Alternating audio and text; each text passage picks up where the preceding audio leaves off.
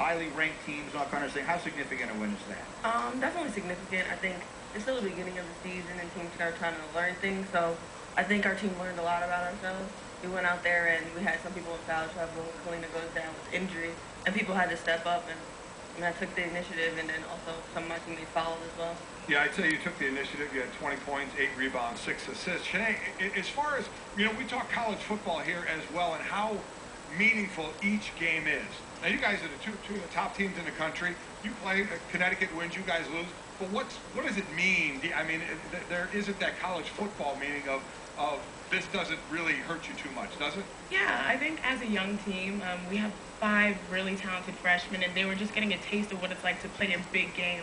And I think that'll come really big for us come March. So I think the opportunity to play UConn was great because they're the standard in women's basketball. And we're just trying to slowly close that gap at Stanford and be the best team we can be. So I think it's great. It's a great matchup for the start of the year.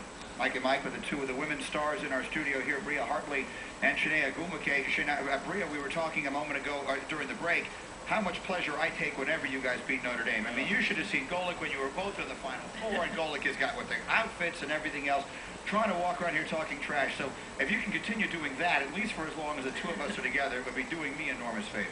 Definitely.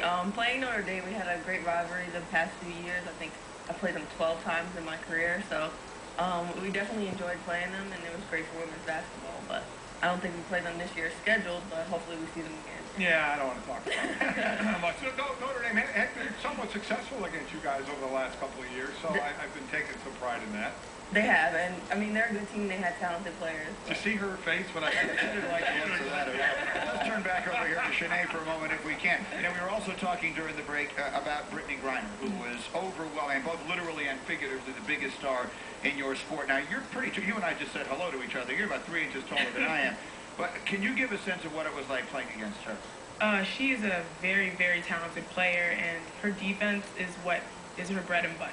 She gets their team going through their defense, but it posed a challenge. You know, she's long, and she changes the aspect of the rim. You think you're open, but you're not really open.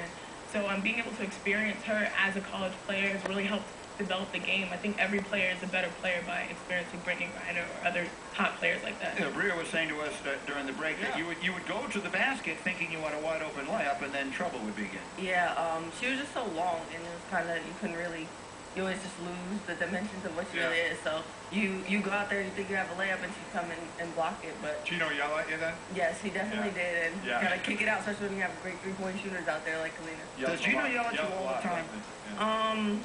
You can say it. Go ahead. Because he yells at me. Yeah,